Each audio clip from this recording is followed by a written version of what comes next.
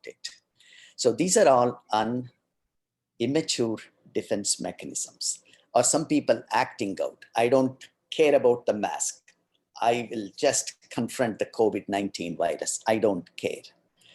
And the frustration, anger, there are many, many reports of increased levels of child abuse and domestic violence.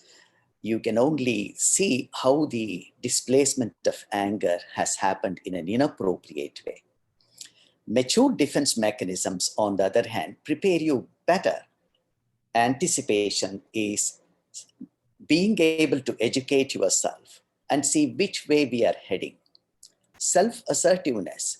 Don't just think the government will take care of you.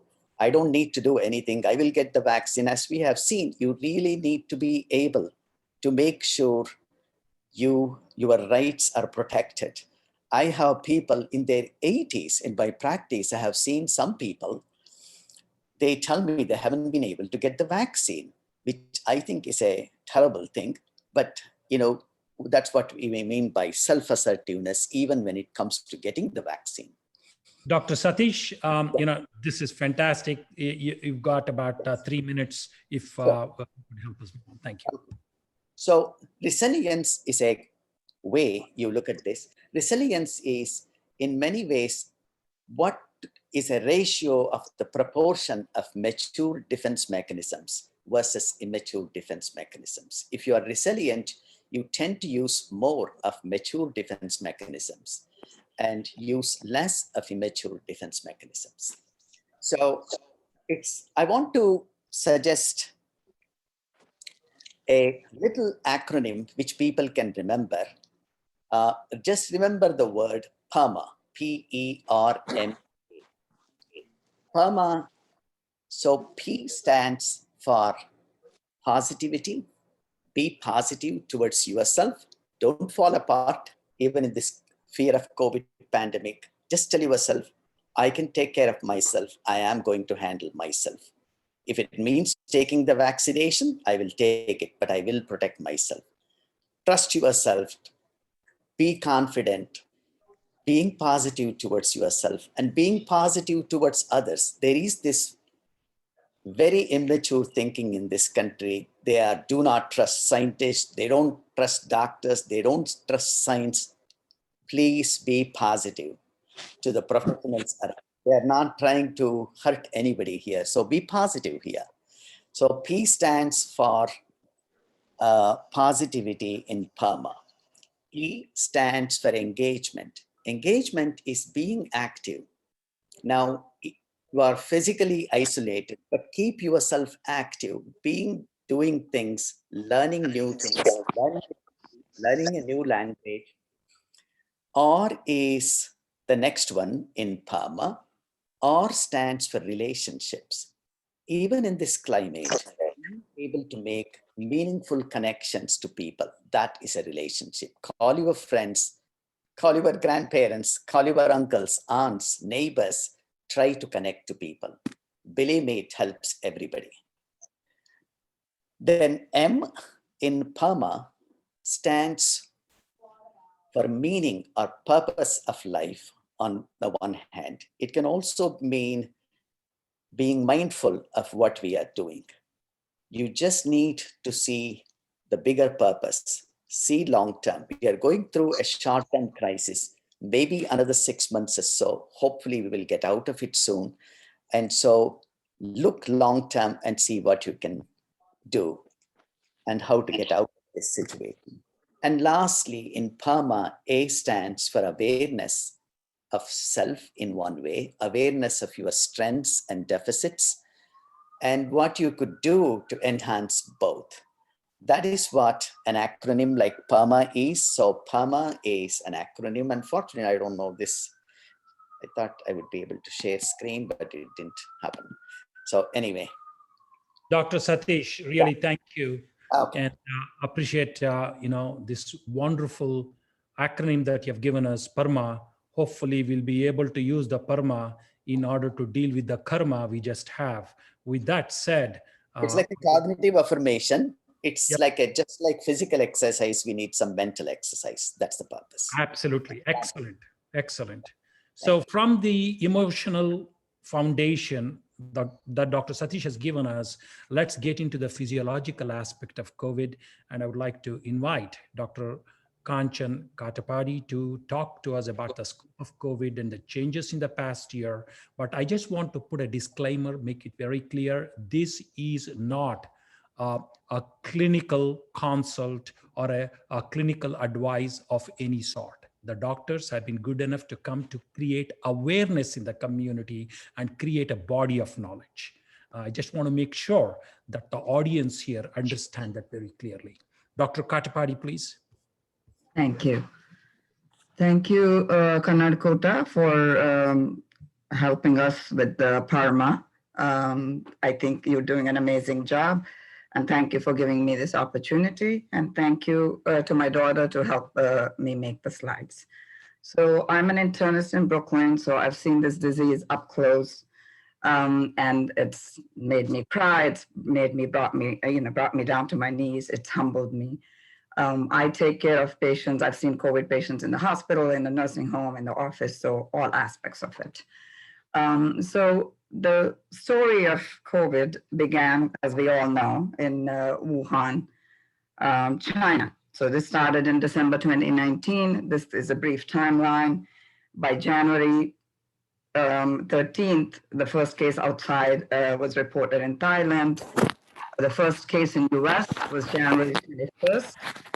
And March 11th was when the pandemic was declared. And by end of March, we were in full lockdown, and life, as we know, changed forever.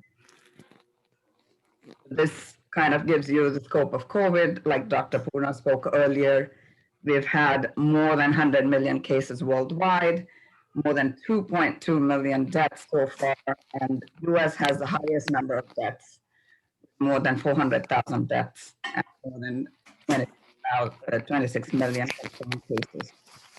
So 1 in 13 people in US have already had the disease. That's 6% of the population already. So, that's the scope of this disease.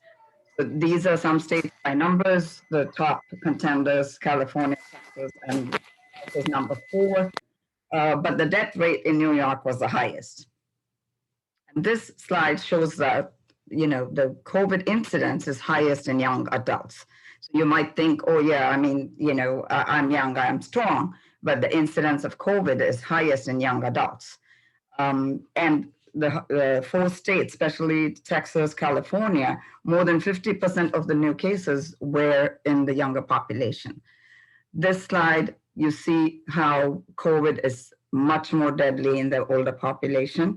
There are a fragile population. If you all have, elderly parents, family, they're very fragile. So, you need to protect and do all the measures to protect our elderly. So if you're thinking that, oh, I'm 40, I'm 50, I'm okay, this slide shows you that the proportion of deaths in each population group, meaning after age 45, 10% of deaths are from COVID. So it might be lesser in a younger age group, but the proportion of deaths for your age group is still 10% from COVID. And this slide shows you how, the oldest are more vulnerable. Here, I put this slide on just to show you, how our frontline workers had the highest incidence of COVID.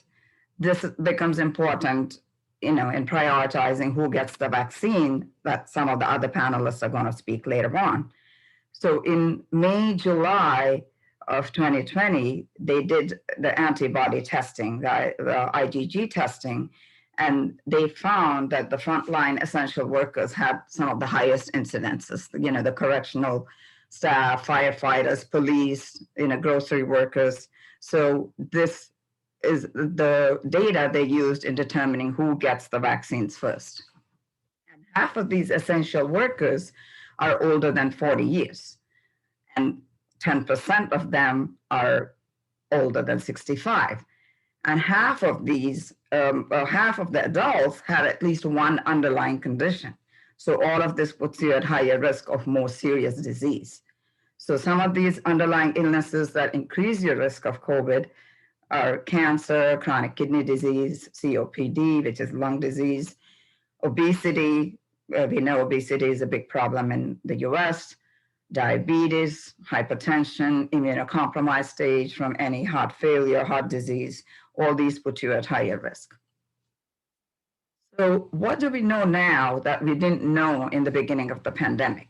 So, a lot of us, we're going crazy,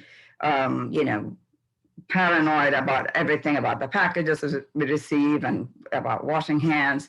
Oh, should we wear masks or should we not wear masks? So now there's certain things, we know work. So we know wearing masks and wearing, practicing social distancing and washing your hands and sanitizing works. We know indoor ventilation is crucial, meaning important, the airflow within a building is important. And we know cumulative exposure of 15 minutes is important. So to an infected person, meaning not just a continuous 15 minutes, but cumulative exposure of 15 minutes. And the viral load matters, meaning, if you're close to an infected person and they're, coughing on you, the higher the chance of you getting the disease. And now we know that main transmission is by droplet, meaning that's why the whole 6 feet recommendation, because the droplet doesn't get beyond that. There are certain situations where you can have airborne transmission, and that's why some of the restrictions, the way they close down gym and churches and all that have been put in place, and I'll explain to you why in the next slide. So the general consensus now is that fomites or germs on surfaces are not major in transmission. Surfaces usually are not a source unless somebody infected has handled it or coughed on it. So we still need to wash our hands after we handle the packages or get our groceries, but we don't need to be paranoid about leaving our boxes outside for days and days.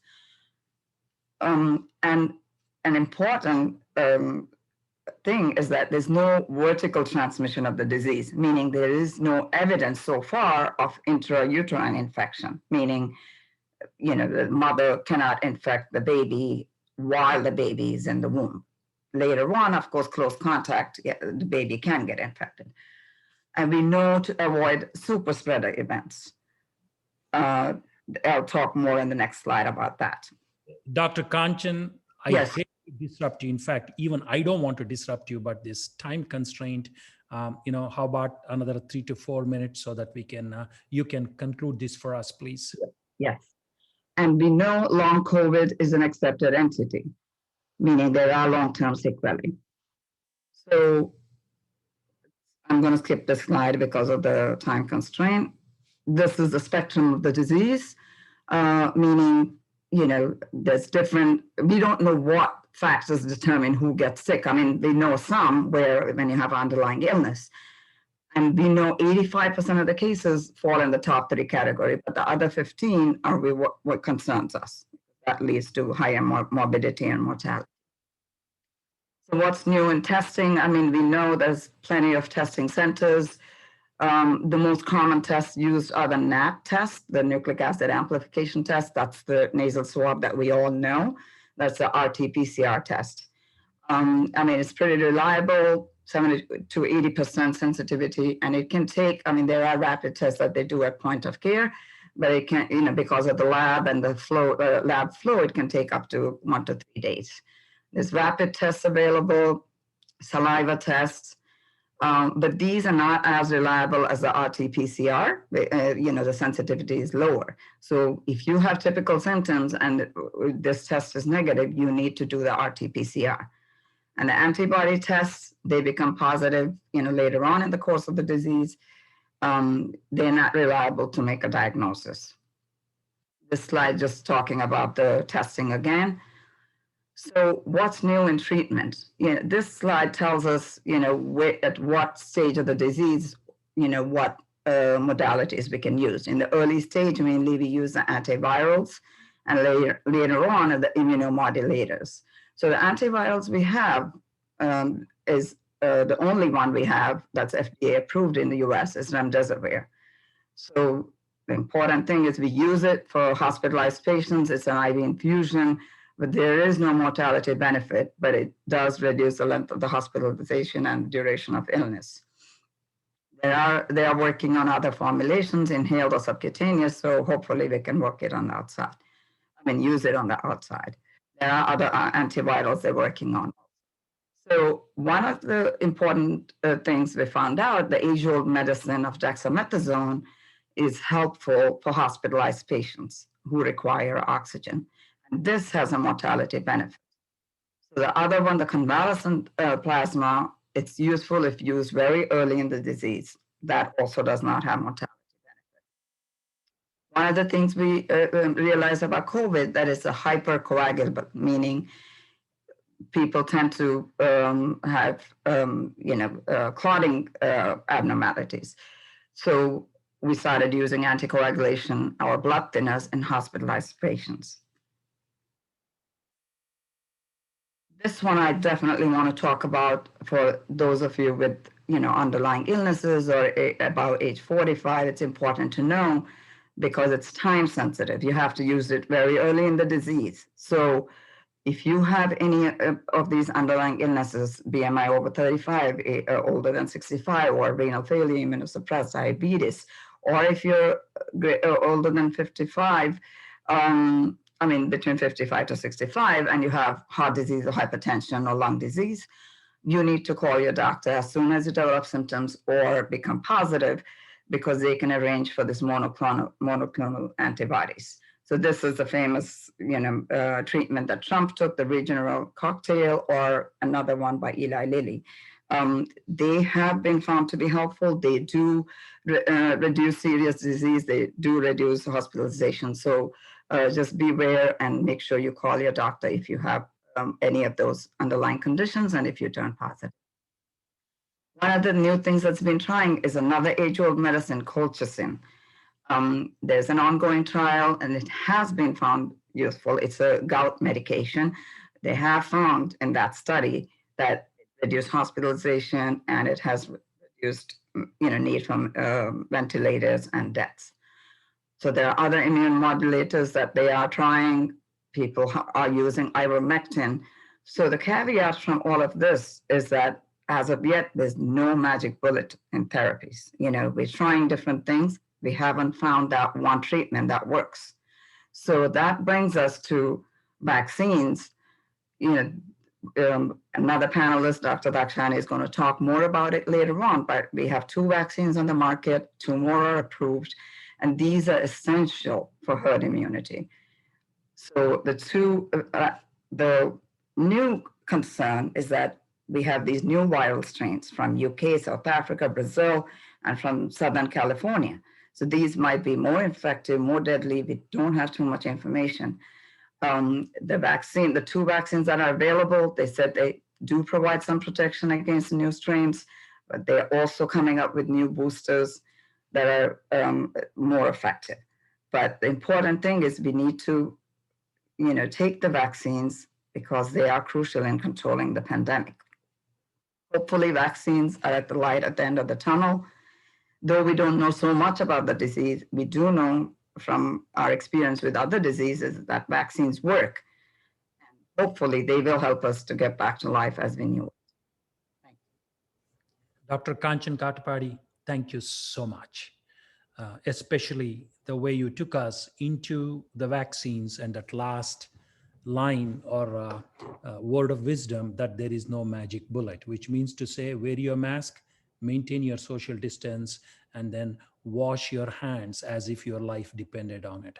This is very clear by Dr. Katapadi's wonderful presentation. And with this, we would like to move on to Dr. Dakshayani Guttal to talk to us about the concept of a conventional vaccine and the mRNA vaccine, which includes both Pfizer BioNTech and Moderna vaccines.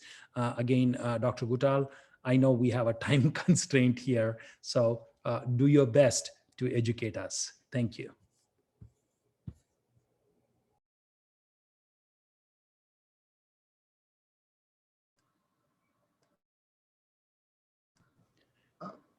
You may have to, yeah.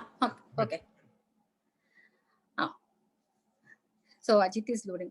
Thank you for the Kannada committee for giving me this opportunity to talk about the vaccines. Anyway, we heard from the previous speakers about the width and the depth of the disease and the long-term effects of the disease. Now we have time for us to fight against the disease.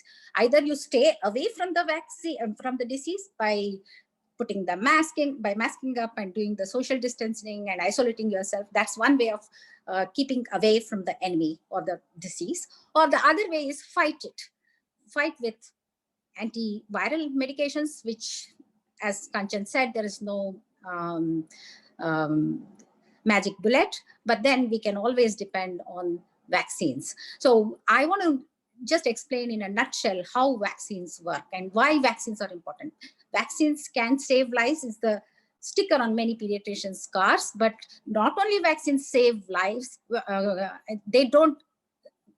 they save lives because historical aspect of it. In the beginning of the 20th century, the infant and the childhood mortality was 20 to 30%. That means 20 to 30 children were dying of these 6 killer diseases: the smallpox, the chickenpox, the polio, and the diphtheria, tetanus, and pertussis. These diseases were the cause of the death in these children. Today, in the last census, the infant and the child mortality rate is less than 0.5%.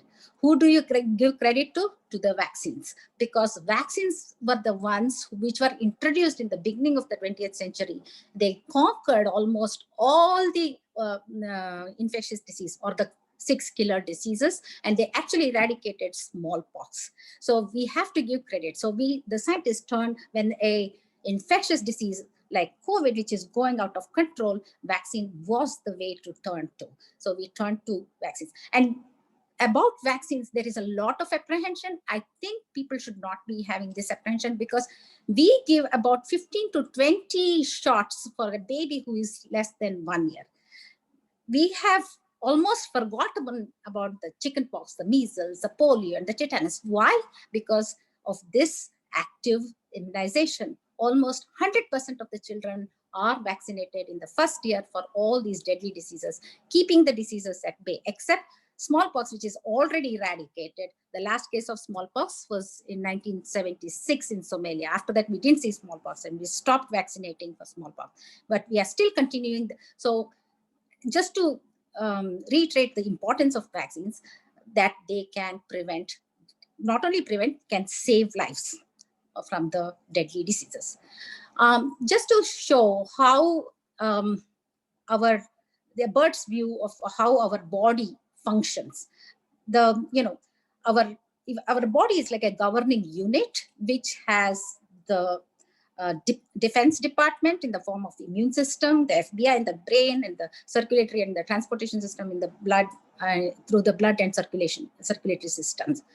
But the system which we want to know and understand in simple terms is the immune system, which is the defense system. How does it happen? When there is an infection, like the intruder enters the body, what happens? The immune system, the defense system gets triggered and they start producing antibodies. And if the immune system of the host is strong enough, the antibodies are fight and keep the virus at bay, and they remain asymptomatic. It happened in 85% of the COVID infections, as we know. And the other 15% where the immune system is not strong, then the virus takes over, causes havoc, you know that. And out of the 15%, about 3%, 2 to 3% succumb to the disease. So this is what exactly happens in the body when an infection happens. So how does vaccine work? It is mimicking the theory of how vaccines work is actually you provoke the immune system to actively produce antibodies, but the provocation is not by the disease itself. They want to give something similar to the infection, but not so virulent, I can say. In Kannada, you can say Keralida Simha. You'll superficially touch the immune system so that they start producing the antibodies. And once the antibodies are produced, not only the vaccines help to produce the antibodies, they also create something called memory cells, which also help in production of future antibodies if the infection occurs. Antibodies can be compared to arms and ammunitions like guns and AK-47 or things like that. But the smartness of the antibodies they are very, very specific, because if an antibody is formed to polio, it will attack only polio. No bystander is affected, unlike your mechanical ammunitions. The antibodies, if the antibodies attack the rest of the bystanders, you can know what happens. The disease, it will be a different ball game altogether, like an autoimmune disease. So these antibodies produced by our own cells are very specific and act on the specific virus alone. So that's the speciality of our defense mechanism in the body. Next slide, please, Ajit. Conventionally, the vaccines, which we have already, like for polio and the triple antigen, what they did is either they attenuated, means inactivated the virus and gave it in a suspension for the body to act, or they killed. For example, for measles, we have like inactivated measles virus, which produces antibodies to the measles. And for polio, we have killed polio virus, which produces, but the antigenicity, that is the signature part of the virus, is retained so that the immune system recognizes recognizes it as a foreign body and produces the antibodies to act. Next slide. The enemy in question, we have a lot of enemies, right, in this world, but our own thoughts can be our enemies. But the enemy in question is the COVID virus. This is such a microscopic organism which shook the world. We know the numbers. But when we have to deal with the enemy, we have to study the enemy. We should know the strength and the weakness of the enemy. The strength of this coronavirus is those red spikes which are coming out all around. Because of the spikes, it's called corona, because it looks like a crown. This spike, the protein spike, it's made of protein. The protein spike is the one which is the most antigenic part of the coronavirus, and also it is the pathogenic part of the virus. Because without the protein spike, this coronavirus cannot enter the lung cells or wherever it has to create disease. It does not enter the cells. Only if it enters the cells, it can destroy what is there in the cell, makes the cells functionless, and causes all the disaster we saw in the last 1 year.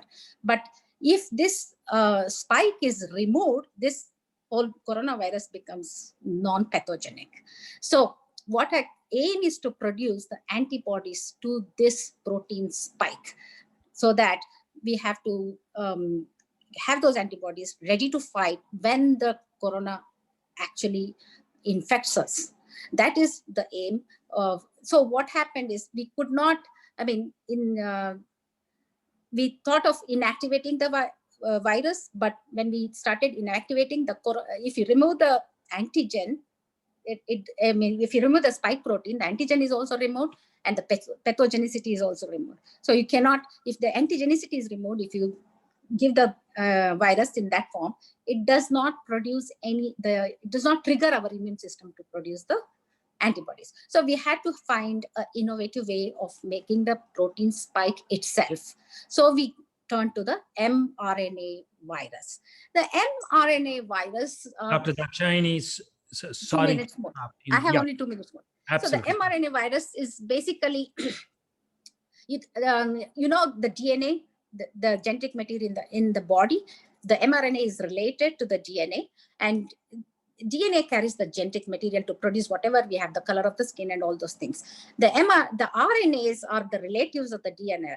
It helps, the RNA is basically helping the DNA to produce the protein. What the innovative scientists did was they artificially created a sequence in the form of mRNA enveloped with a lipid, and introduced it in the body, and this went into our cells and gave the message to our DNA to produce the protein spikes. Once the protein spikes were produced in the cell died, burst open, and the protein spikes were released into the circulation, and those protein spikes were recognized as foreign and antigenic.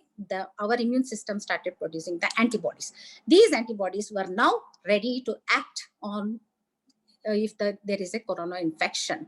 So there are two companies which produce, the Moderna and the Pfizer, which produces. They are very similar, but difference in the amount of the mRNA and all. So basically, the mRNA technology is not new. It was tried in for the past 2 decades for Zika, SARS, and MERS. But at that time, the disease became self-contained, and now coronavirus was going nowhere. It is a challenge, so we had to turn to these viruses and these vaccines, and it has been a success. We have already given about 23 million mRNA Pfizer vaccines and about 10 million Moderna vaccines with very few side effects. And here is a comparison between, it's not important for us to know, but it's just a difference how they are made, but technically they are the same virus. We have other viruses. Next slide, Ajit. One more. We have the AstraZeneca, the Johnson & Johnson. They use a little different technology. They use the DNA of the protein spike packed in an adenovirus and injected. They are not still started. They're still in phase 3 trial of the vaccine, and they should be ready. And they're equally promising. They're equally promising results in the phase 1 and phase 2 studies. But the other vaccines from India and China, they use the conventional methods like inactivated coronavirus itself, and how they did that is a big process. So they are giving those viruses. That is Bharat Biotech from India and Sinopharm from China. They use the inactivated coronavirus itself, like the conventional virus, like the polio and all that. But there are a lot of other viruses. But the thing is to understand about the virus is, this is really a light at the end of the tunnel. As history repeats itself, we know by history that a lot of vaccines have helped to eradicate a lot of more deadly diseases like tetanus, diphtheria, and polio. This also should be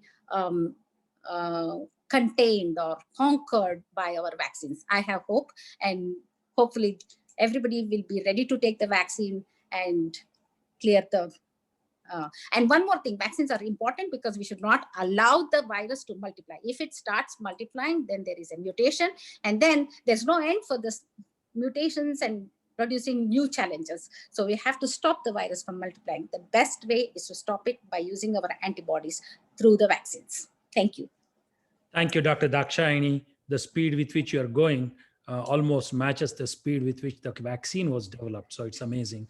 Thank you so much. And the importance that the clinicians have stressed is something that I would request everybody to really think deep, not to get carried away by unscientific, non-authoritative noise that you basically see on the internet, but resort to the body of knowledge and the opinions of the clinicians who deal with it day in and day out, like Dr. Kanchan Katapadi, Dr. Dakshayani, Dr. Swarupa, and many others here. So with that, let's now get on to the most another important aspect, the pediatric aspect of COVID. What does it mean to our kids? I would like to invite Dr. Sunil Chikamagalur to enlighten us. I just want to say thank you to everyone who played a role in organizing this. So I'm Dr. Sunil, one of the pediatric residents. I'm a second year at the Children's Hospital at Montefiore, so one of the larger ped centers in New York City. COVID has played a role in the majority of my residency experience thus far, so I just wanted to share kind of how it's been impacting our side of things. So as everyone's heard, it's been very different from how the adults have been impacted. So where for them, the ICUs have been at capacity, their emergency departments are completely overwhelmed. They're seeing terrible outcomes on their side. For us, it's actually been the totally opposite. So our admissions have gone down drastically. Our emergency visits have gone down drastically. And I think that is true across the board, not just at our hospital in Montefiore. So kids make up about 10% of the COVID cases roughly, and only 1 to 2% of those are actually getting hospitalized. So we're seeing much better outcomes in kids. And of those 10% who are testing positive, a lot of the times it's just incidental findings. Maybe a family member happened to test positive, so everyone in the home is getting tested and they happen to test positive. Maybe they come into the emergency department for something like stitches and we end up testing them just because they're here. And so they test positive, but it's very rarely coming in with actual symptoms. For those who do present with symptoms and an acute infection, it's usually mild things like any other virus that children get. So respiratory wise, maybe trouble, usually cough, sneezing, runny nose, nothing very major, very, very rarely trouble breathing. Kids more so than adults will have a lot of gastrointestinal symptoms. So along with the fever, they might have vomiting, diarrhea, little decreased intake, so they're not eating as much, not drinking as much, just general kind of viral symptoms. Again, nothing really major. So those kids, usually we see them, we're not really admitting them. The only reason we'd admit kind of acute infection in those cases if they're really not drinking at all and we're concerned about dehydration. But again, that's pretty rare. Usually we send them home, we reassure the parents there's not much to do. It's like any other virus, which is a great thing. Those who do get hospitalized, it's kind of similar to the adults. It's when they have pre-existing conditions, which are more rare in peds, of course. So if they have some kind of congenital heart disease, if they have leukemia, lymphoma, some of the more common pediatric cancers, they have poorly controlled type 1 diabetes or really severe asthma, those kinds of things, they might get admitted because they're at risk for worse outcomes. But actually overall, so not only is COVID not really impacting kids as much because of all the precautions in place, wearing masks, school is mostly remote learning, everything else is also down. So usually during the winter, we're seeing a completely overwhelmed pediatric emergency department. We're seeing our pediatric ICUs at capacity. We've had nothing of the sort this year, which we didn't expect until we kind of saw it, because we're not seeing any flu right now. We're not seeing any RSV. We're not really seeing asthma exacerbations. We're not seeing bronchiolitis. All of that is down because of all these other measures. So indirectly, COVID has kind of curbed a lot of the usual admissions we'd see this time of year. But one thing that is unique amongst kids is something called MIS-C. So that stands for Multi-System Inflammatory Syndrome in Children.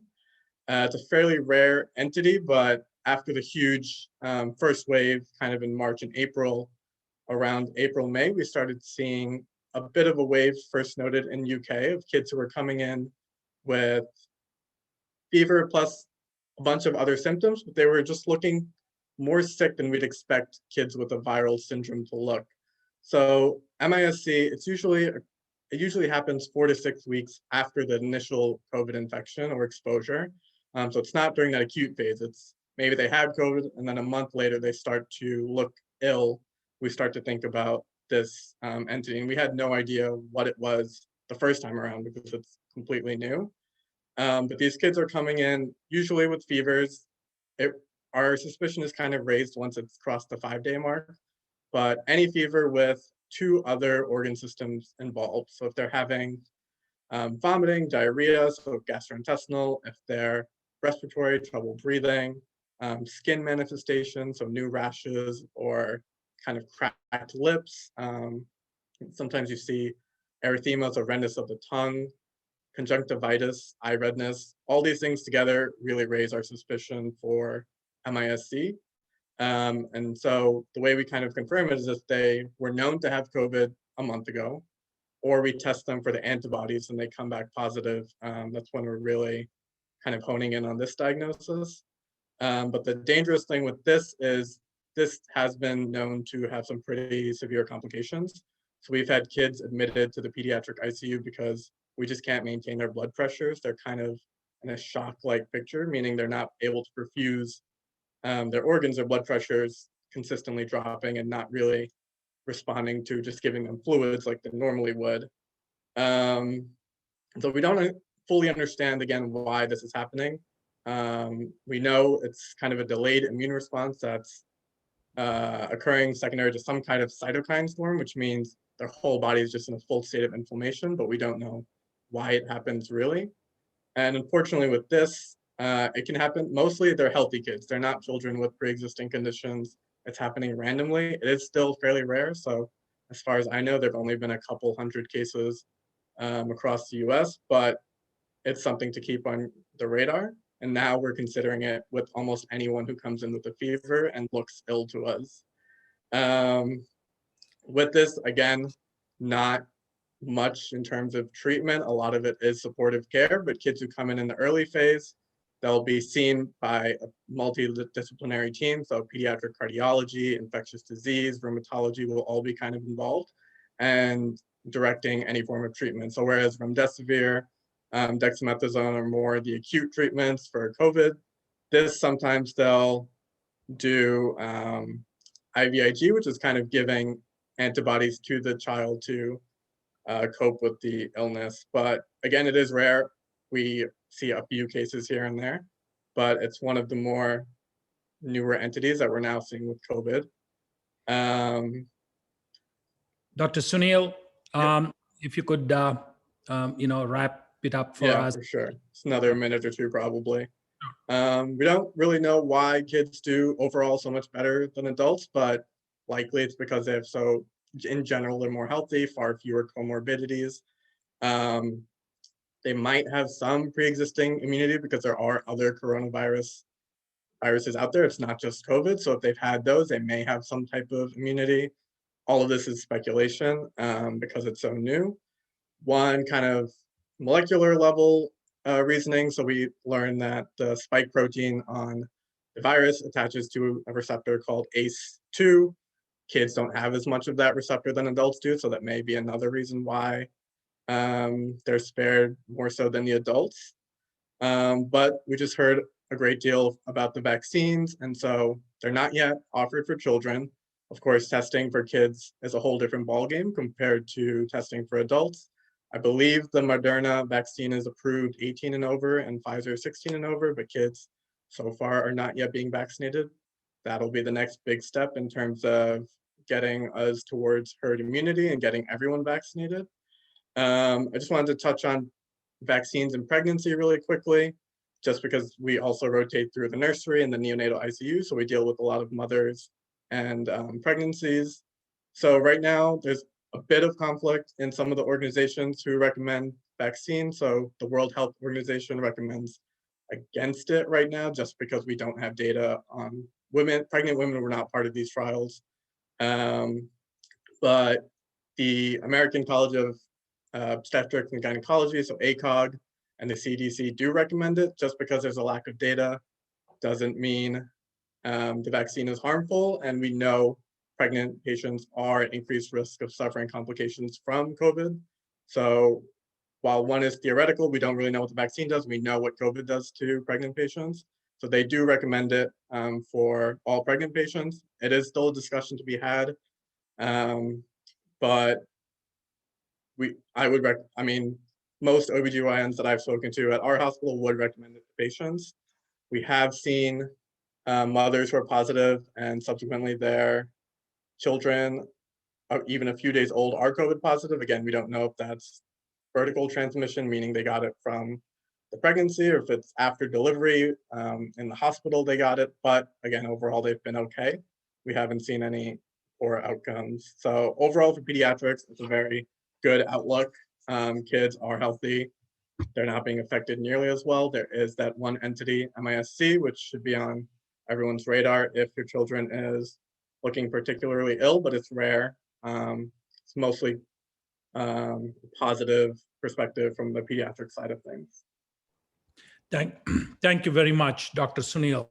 Not only taking us, through the pediatrics, but also, through the pregnant, women concept here, what the prognosis, diagnosis is. This is fantastic. Thank you so much. Really appreciate it. From here, we basically move on to more of the experiential clinical input from first our physician assistant, Sudha, Vadish, and then we will go on to Sangeeta.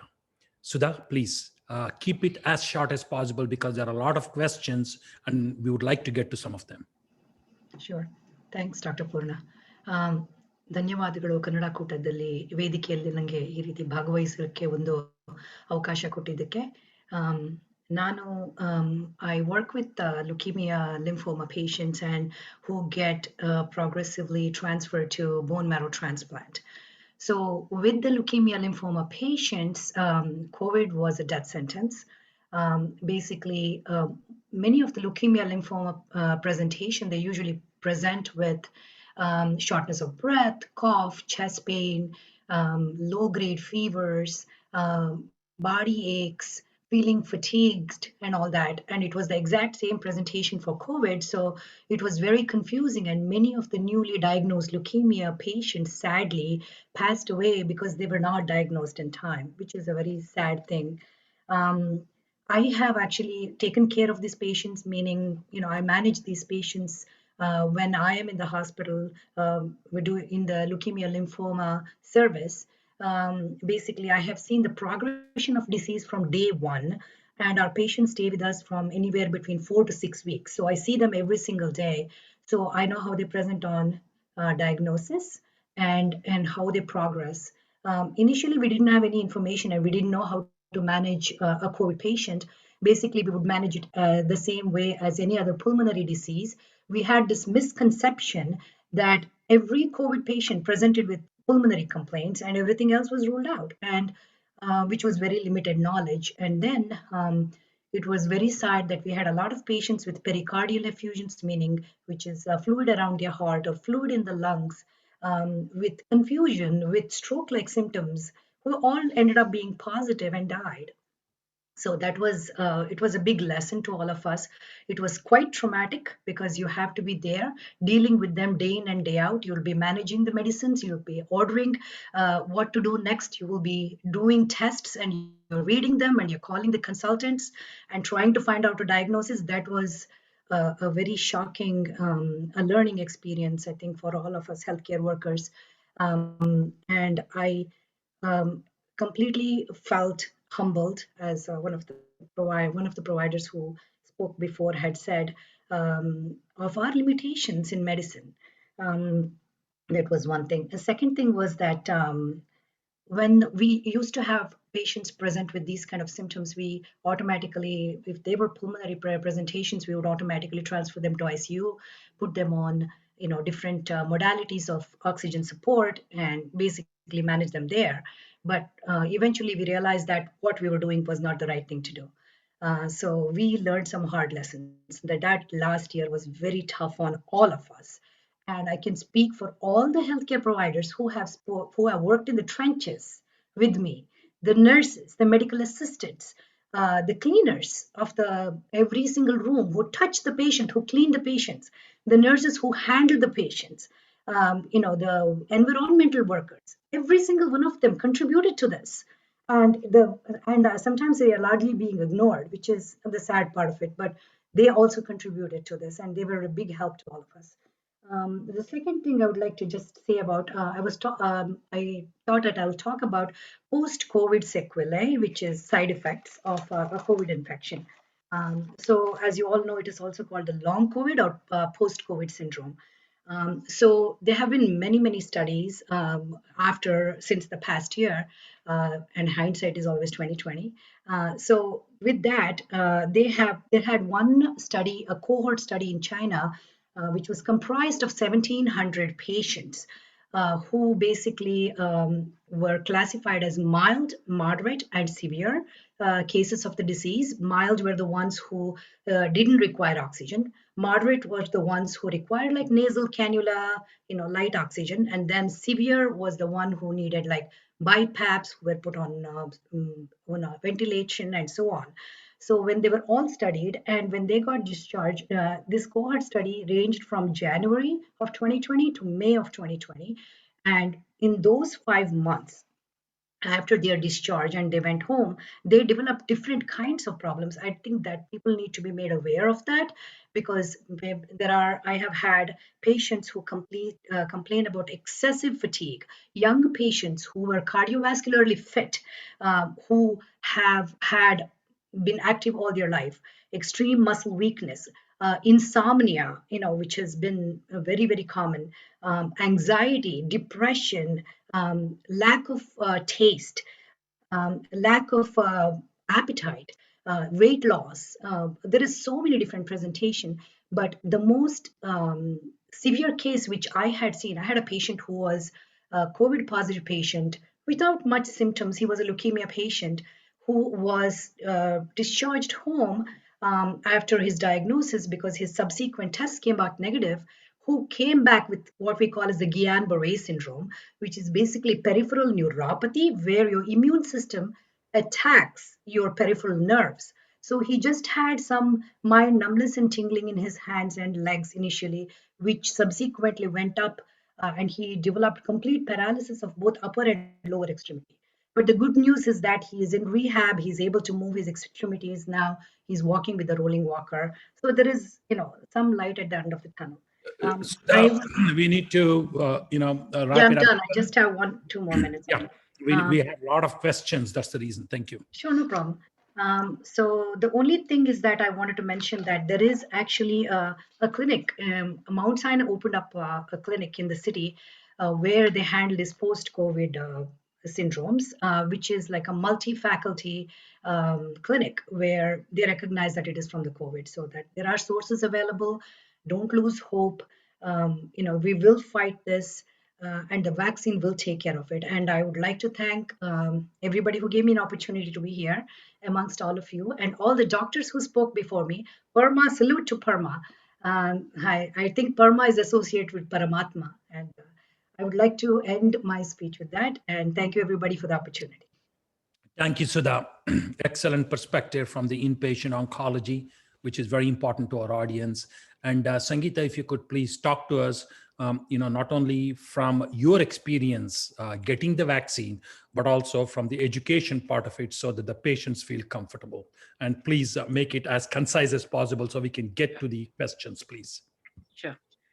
Thank you so much for giving me the opportunity to talk today at Karnataka. I would first like to start with my own experience of taking the COVID vaccine. As everyone knows, it's 2 shots, and it's with the Pfizer, you take it 3 weeks later, and with Moderna, you take it 4 weeks later. So with the first shot, most of us have only experienced pain at the injection site. Not a big deal. You can even go to work, just continue with your daily affairs. The second dose, a lot of people have experienced, some side effects from the vaccine. And I myself, I did experience. I took my vaccine at 7 a.m. in the morning, and by 11, I did feel a little woozy, like, I was feeling a little high. So I took rest for an hour, and I felt perfectly fine. I got up and I did some cooking. And afternoon, I also had a nap. And then around 7 in the evening, I did get fever of 100.6. I also developed rigors and chills. The rigors were involuntary. I just couldn't control it. And so I did take Tylenol to control my fever.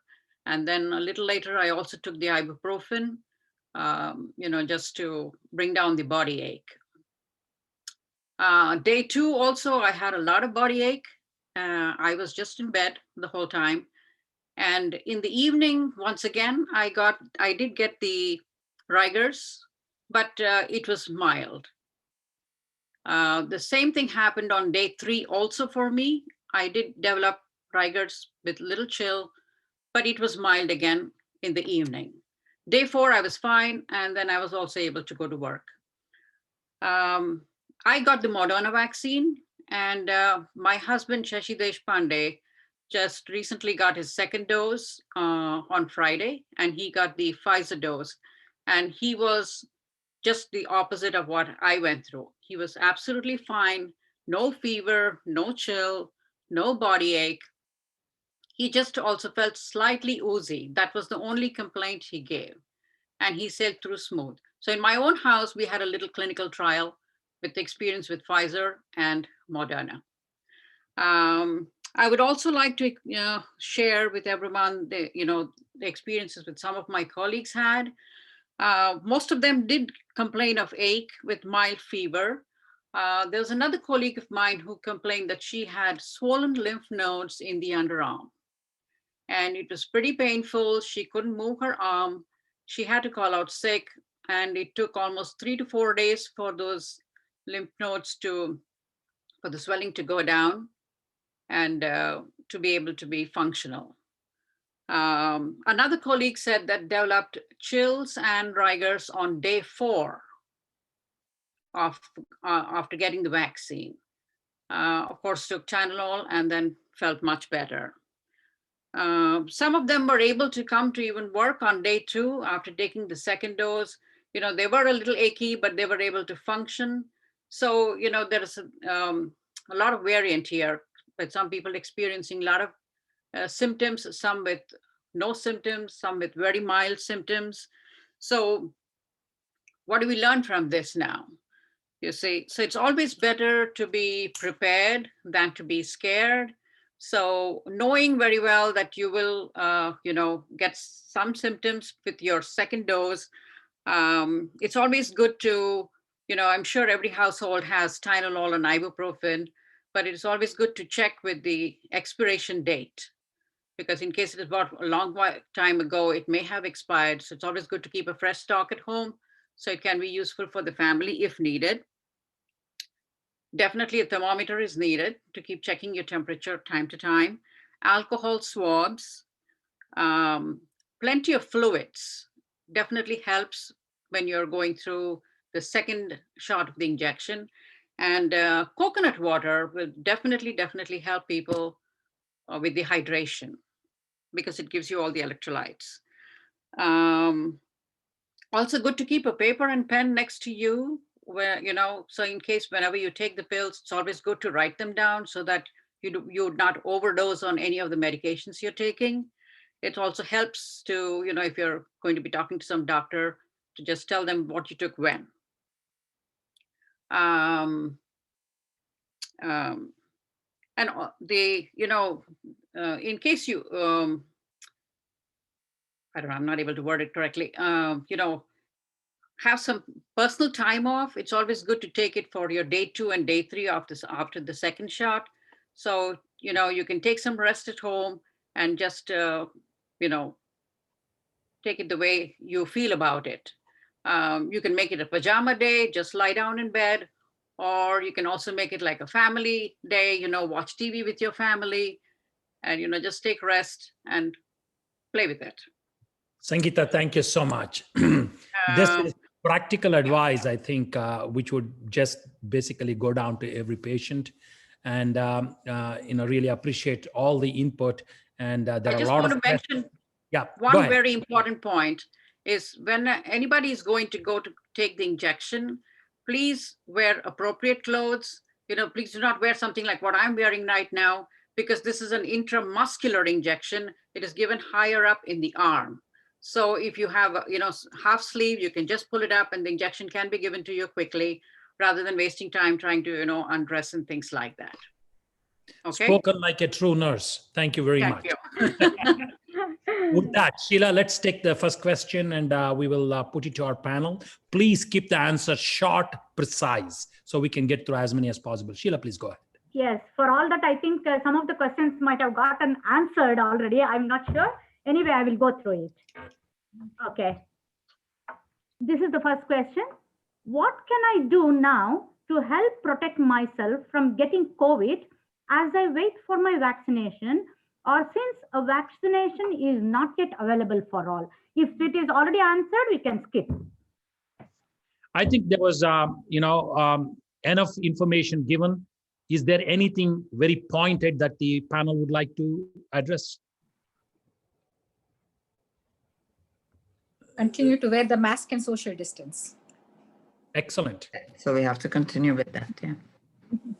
There you go. You got the two internal experts basically talking. Go ahead, please. Next one. Next one. Are COVID vaccines safe, and how do the vaccines work? So Dr. Dakshayani went through it in great detail. Okay. Again, we don't want to go back. Definitely, hopefully, I'm seeing if there's a way to make the presentations, at least some slides available, to the audience here, and we'll talk to the doctors about it. But this question has been answered. Dr. Dakshayani or Dr. Kanchan, you want to add anything to it? Very precise. You want to go ahead, Dr. Shani, or you want me to answer? Go ahead. Okay. No, basically they're pretty safe, and the side effects are minimal. We've given, by the end of December, we had given over 2 million doses, and there were only 21 cases of the serious reaction. So that's the extent of it. Most of it is what she talked about: fever, myalgia, fatigue, which by day 3, definitely they're completely gone, and you can manage with minimal medication like Tylenol or whatever you want to take. I mean, somebody had sent this, I don't know if any of you saw this, the WhatsApp message. They compared it to seatbelt. Yes, it's not comfortable. There are some things that can go wrong, but they save lives. They prevent serious COVID. So you should take the vaccine. Thank you. Thank you so much, Dr. Kanchan. Next question. Next one. Can I get sick with COVID from the vaccine, or what are its side effects? Okay, let's keep it very short. Go ahead. You guys answer this someday. No, this was a repetition, so we can. Yeah. They can't go sick with COVID vaccine because it's a spike protein which is produced by your own body and it doesn't multiply. It's a very short-lived antigenic stimulation to produce the antibodies, and that's it. So when this process happens, they can have fever, fatigue, emotions, things like that. Sheila, can you please pick the questions that have not been? I have so many now. I have to go through it one by one to see if even. Go ahead. Ask the next one. I'll help. We'll help you. Yeah, that's why I said if it is already answered, we can skip it. Is it safe to get COVID vaccine if I have an underlying medical condition? That has been addressed too, but go ahead. It depends on what underlying disease they have. I mean, if they have if it is just like a mild diabetes or controlled hypertension, they still can take the vaccine. If their immune system is shaken up, then because this is a stimulation to your immune system, you do not want to burden already fired immune system. That is the place where we would watch. But every case is different and it is tailored for each patient, especially if they have a chronic disease. They have to consult their physician to make sure if it is okay to take the vaccine. Thank you. Thank you, Dr. Dakshayani. Next one.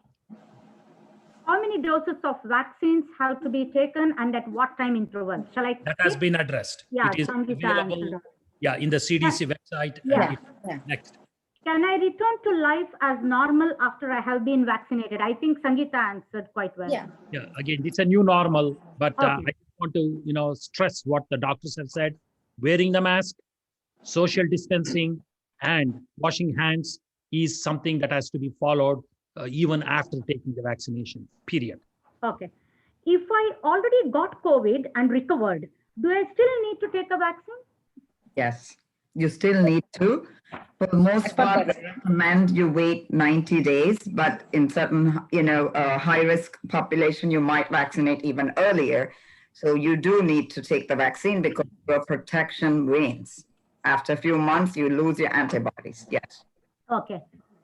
After I'm vaccinated, how long will vaccine immunity last? $1 million question. We don't know. Yes. We have to wait and watch. Okay. The time only will tell us. That's the answer. Okay.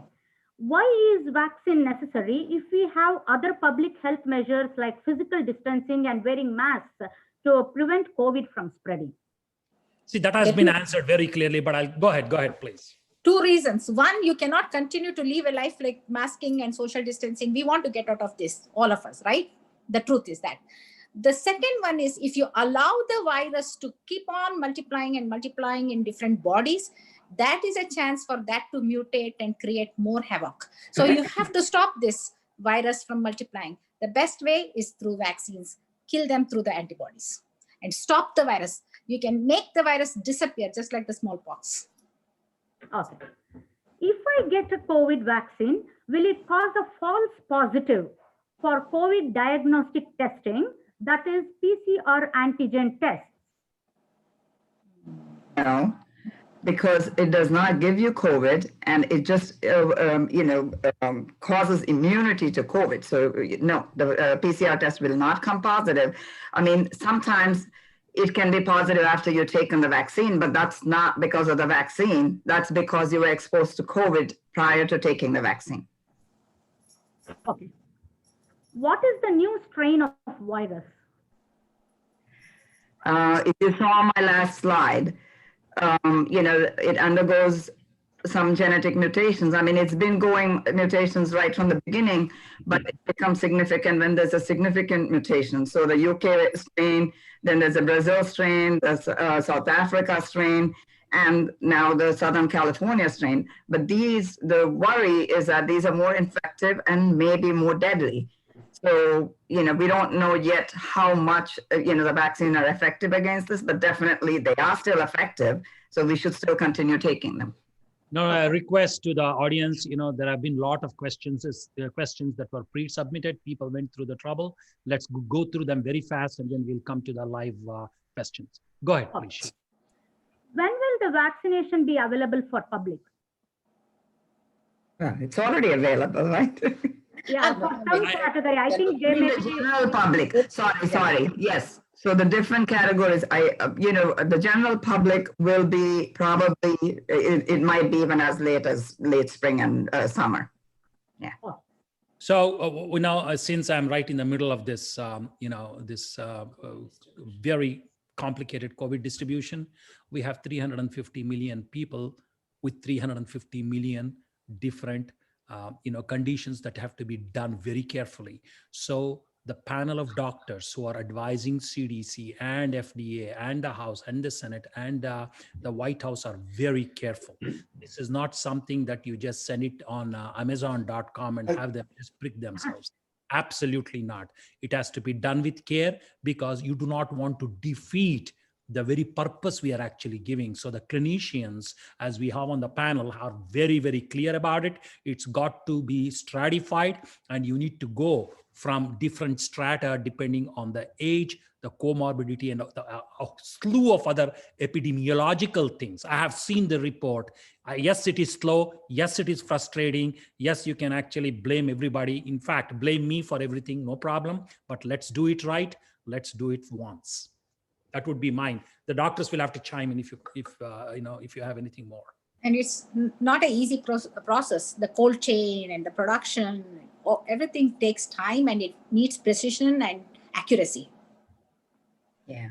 I mean, the reason why it's done that way, if you saw one of my slides, how the frontline essential workers had the highest incidence, the deadliest in the older population. So you shouldn't skip the line, but when it's your turn, you should go take it. Yes. Excellent. Next one. Can COVID me even after taking vaccine? And can COVID affect for the second time? There have been some cases of reinfection. Yes. Very few, but it has been reported. Okay. Can heart patients who have stents take COVID vaccine? Cardiologists confirmed they can take. But some articles said whoever takes blood thinner should not take vaccine. Please confirm. You want to answer? I mean, as far as I know, you should take it because you're at high risk. Again, I mean, the only contraindications for the current vaccines are if you have an anaphylactic reaction to that component of a vaccine. So everybody can take it, but there are certain conditions like, autoimmune disease and stuff like we don't know in pregnant women, we don't know because they haven't done studies. So you just need to be aware of that. But if you're in a high risk category and you have these conditions, you might want to, have a discussion with your physician before you decide, but you need to take it. And only one other thing, I know there's some cross reaction between Moderna and some fillers. Like if you've had a cosmetic filler in your face, you can have swelling. But other than that, I haven't heard of anything with stents or anything. Dakshani, anything you want to add? No, I think if he is cardiologically fit, I mean, if he has a capacity to breathe and take a walk test, he should be taking it. So, again, I just want to stress the message here. Both, Yes. Yeah, they have to go back to their doctor. They have come here as giving you a body of knowledge. This is not a clinical, prescription. You have to check with your doctor. You have to check with your doctor, and on their approval, your doctor can basically handle your care. Thank you. Okay. We know N95 is best to protect from COVID. How about cloth mask with PM 2.5 filter? I mean, can you repeat the question? I missed it. Sure. Yeah. Use the mask with the filter? Yes, it's about cloth mask with PM 2.5 filter. So, I mean, N95 is the one that protects you from the virus. But the reason they don't recommend it to the general public, because then there'll be a shortage for the people who need it most, the healthcare workers and all that. So the ones with the filters, what I know is actually not good, because you might filter out and circulate the virus back into the environment, and it's not good. Okay. Looks like the next one is already answered, but anyway, I will just put it. Is natural immunity better than vaccines? Yeah, I'll answer the question. Okay. Natural immunity, yeah. Natural immunity, as I told you already, if there is an infection, you are taking a chance. 85%, yes, asymptomatic, and you get immunity. But the 15%, you can go downhill, and out of that, 2 to 3% may succumb to the disease. So you don't want to take the chance. So better get vaccinated and have the protection. Yeah. Okay. I think this one looks like Dr. Satish already answered, but anyway, I'll repeat it. How do we overcome the anxiety of getting a vaccine or not to take? Yeah, Dr. Satish has already answered it, so Okay. I would request them to go back to the recording when we put it back here. Okay, fine. Sheila, I just want to add something to that question about being on blood thinners. COVID-19 is actually considered a hypercoagulable state, meaning where you develop clots in your body. So being on a blood thinner should not be a contraindication for getting It's the vaccine. helpful. Just to add Actually, to that. I agree with you, Sudha, because that was one of the treatment modality for COVID infection, Yes. right? Yes. Aspirin Yes, and absolutely, yes. Okay. In fact, I have heard that they are giving Lovenox to all patients who are getting admitted with COVID now. Of course. Yeah. I mean, those that meet, either as a prophylactic dose or for Yeah. Okay, shall I move to the next question? Yes. Yeah. If an individual has gotten first dose and for an unforeseen reason have to go out of country over a month or so, can they still get the second dose when that individual comes back? Yes, you can. Yeah, you can delay it. I mean, you don't want to delay it for too long, but if it's 1 or 2 weeks later, you can still get it. So from the administration point of view, finish both the doses before you step on the plane. It is very complicated because the supply distribution is for 300 million people. Get the dose, stay put, watch some Bollywood movies, get the second dose, then you can go wherever you want safely. Because they also give you a card. Yep. Yes, they also give you a card mentioning the first dose with the lot number and the company. And it is almost like your passport. You need to carry that whenever you travel.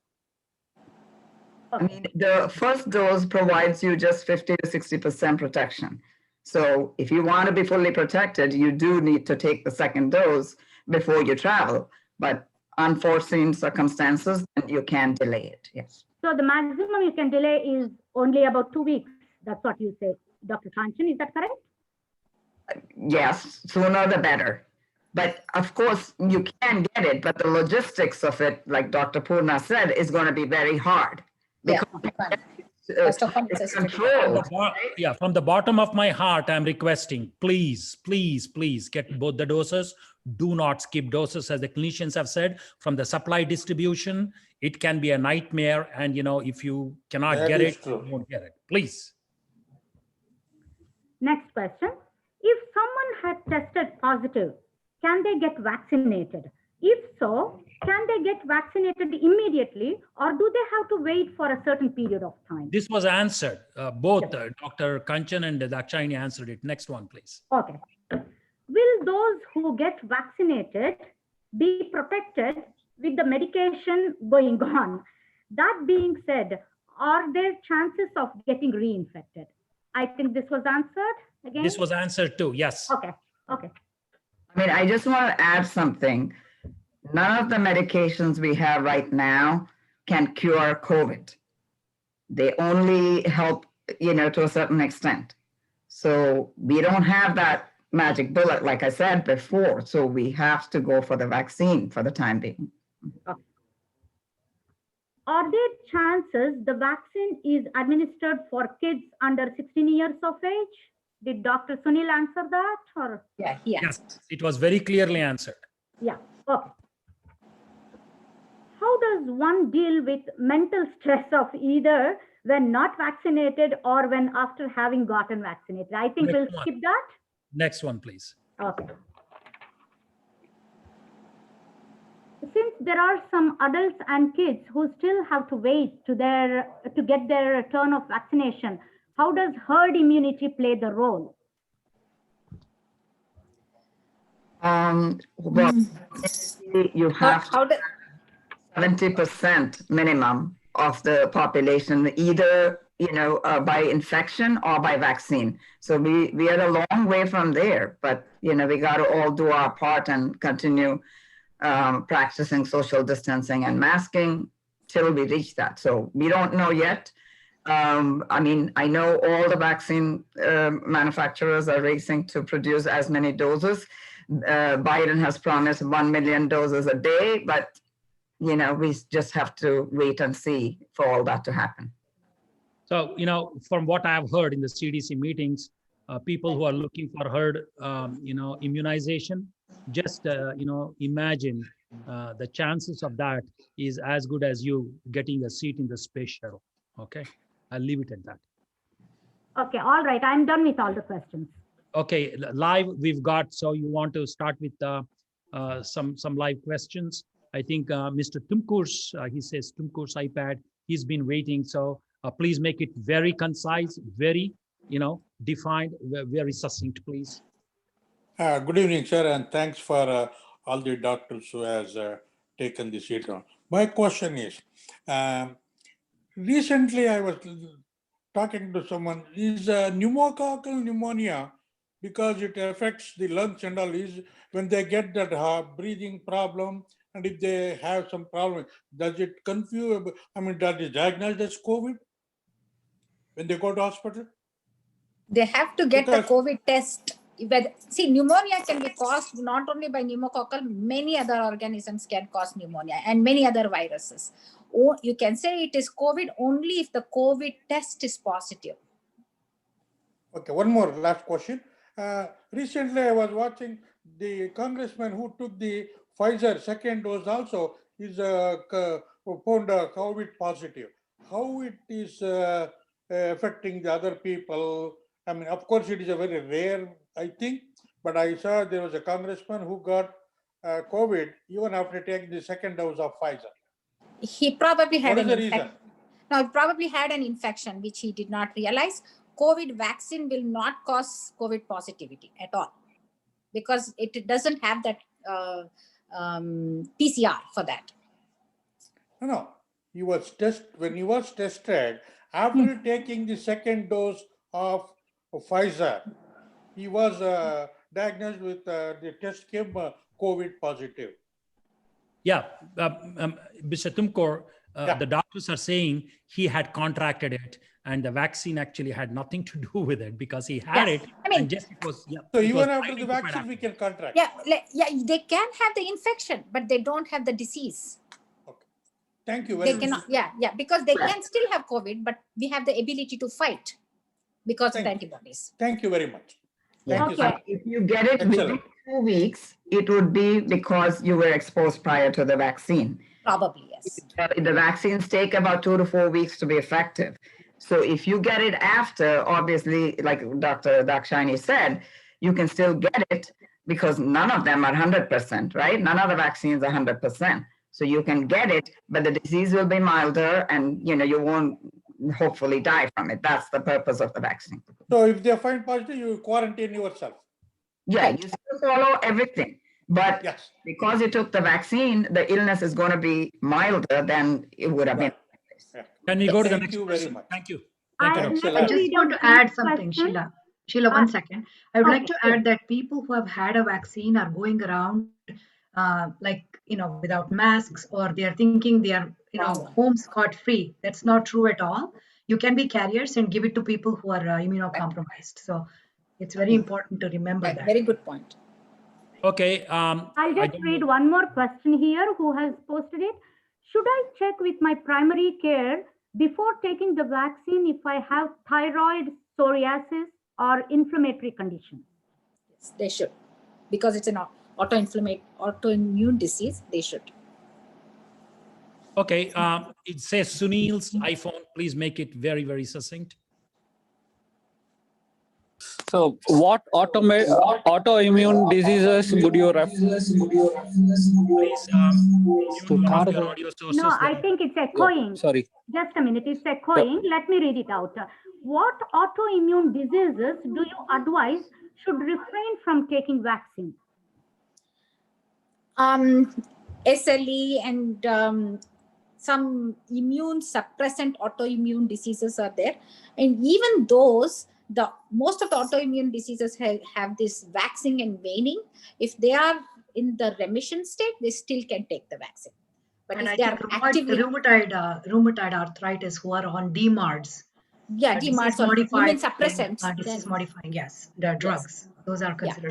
then they should not take.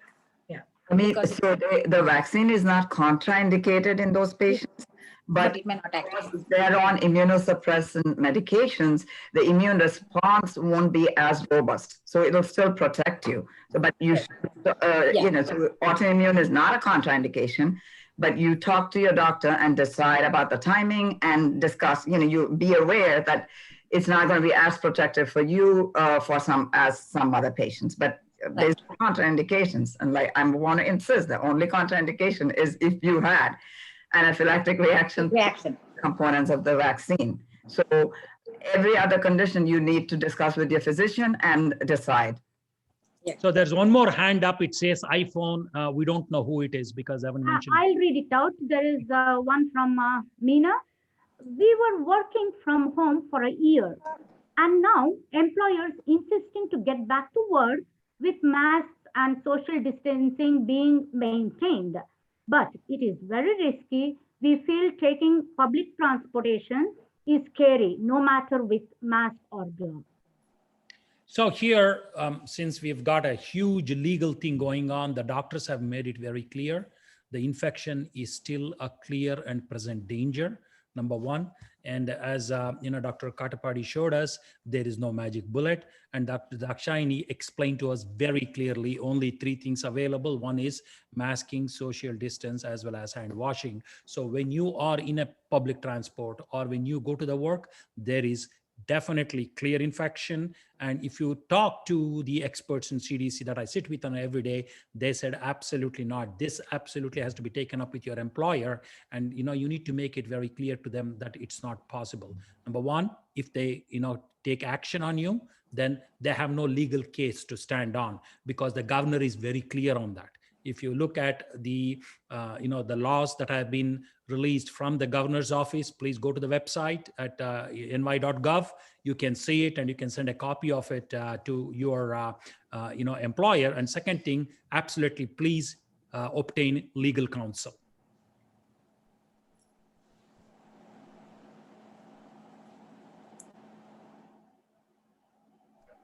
I guess I see some hand raised. Pramila, Balisagar, or somebody. I don't know. Do we take it with her? I think iPhone is back. We can go with iPhone. Maybe that's the last question, last but one. If Pramila comes back, go ahead, please ask your question. Okay, I have Go ahead, one iPhone. more coming up here. No, hold on, Sheila. The iPhone person has been holding up the hand for a long time. Okay, no problem. Please unmute yourself.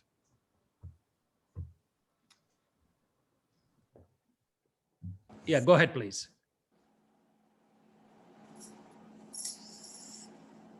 This is for iPhone. Yep. No.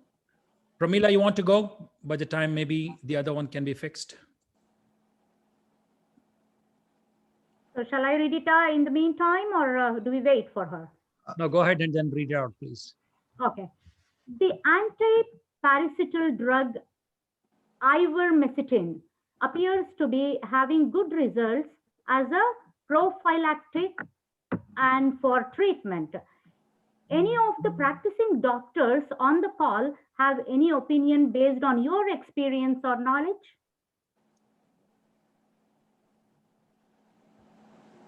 Did you get the question? So it's been widely used in India and some other.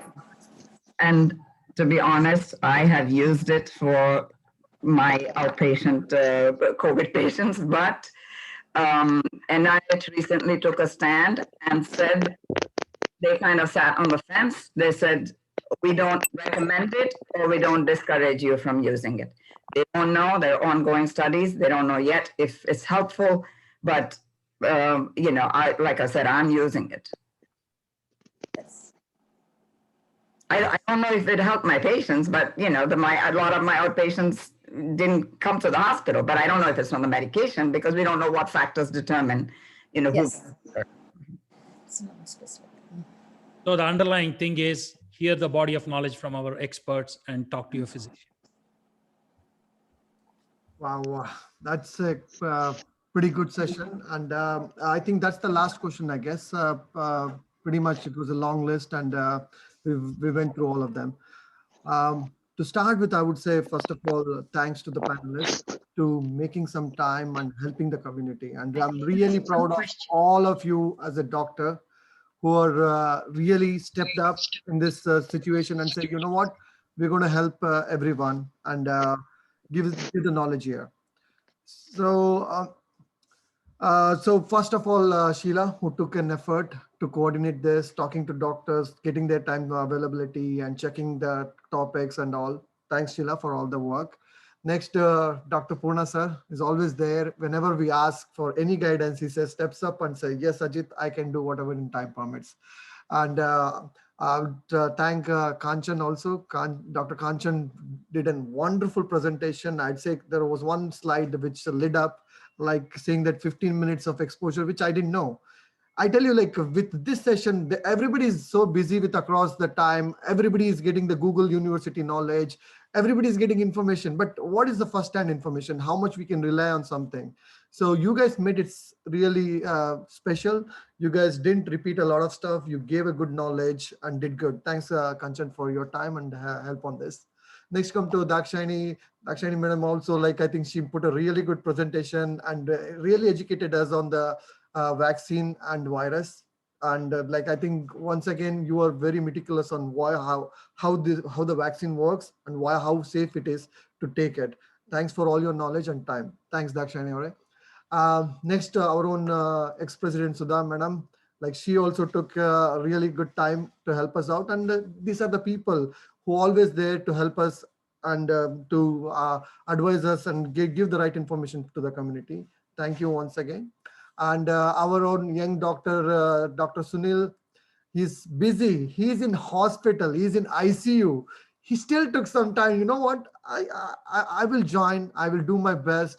I'll give some education. I'll help you out. So these are the things which me personally makes me really proud of our community. Even though it is small, they all step up and say, you know what? I will do something for the community. Thanks once again, Sir Sunil, for your time and effort here. And next we have Sangeeta ma'am. She also joined us and shared her experience on how it is. And the last point was so good. Everybody thinks they know everything, but they dress up in this cold weather with full attire. But absolutely right. A proper attire to go to the session is very important. And thanks for sharing all your experience. Thanks a lot.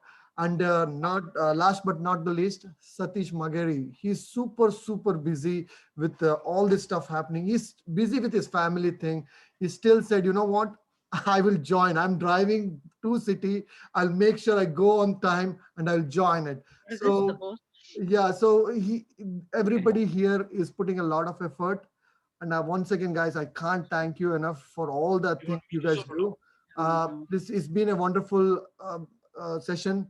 And I'm absolutely right. This is a vast topic. This can take days together to talk about. Doctors were really had tough time to consolidate and put it in this small time. I'm really sorry for that. But we planned for 1 hour. It went to 2 hours. And people really appreciate all your effort on that. Sorry if we couldn't finish. But before I end, I'll tell you, we do have a COVID group there where all our doctors are there. If any of your questions are not answered, or if you want any more information, all these doctors are there and they're always very responsive to your question. Somebody will jump and somebody will answer on that. Please don't hesitate. Please join. And this is again a community service. All these people are giving their experience, helping community. So once again, thanks all the audience to have very patiently listening to all this and spending some time with us. That's it, I think, from my side. Have a good evening. And is there any closing thought or words from Purna, sir? Well, again, thank you, Ajit. Thank you to everybody who basically did a fantastic job. Do you want to unmute? Clinical panel was fantastic. I've sat on many clinical panels regarding COVID since it started, but this probably was the best, where the answers were very succinct, to the point, and the experience that we have had so far has been so well used by the clinical panel here. And then it has been translated into a language that all of us, the non-clinicians, can understand. But for people who are actually listening, please take note. Again, Dr. Katpadi's presentation, which said there is no magic bullet, there is no cure. Number two, Dr. Dakshayani's presentation, which said mask, social distance, wash your hands. Immaterial of whether you've got the vaccine or you haven't got the vaccine yet. Get the vaccine. The science is very strong. Please, make sure you use scientific literature, double-blind studies with authoritative, input, and not just go and Google and just say this happened here and that happened there, because that has no evidence. Non-evidence-based literature should never be touched in order to make clinical decisions. Our panel has actually told us very clearly. So I would like to leave on a lighter note.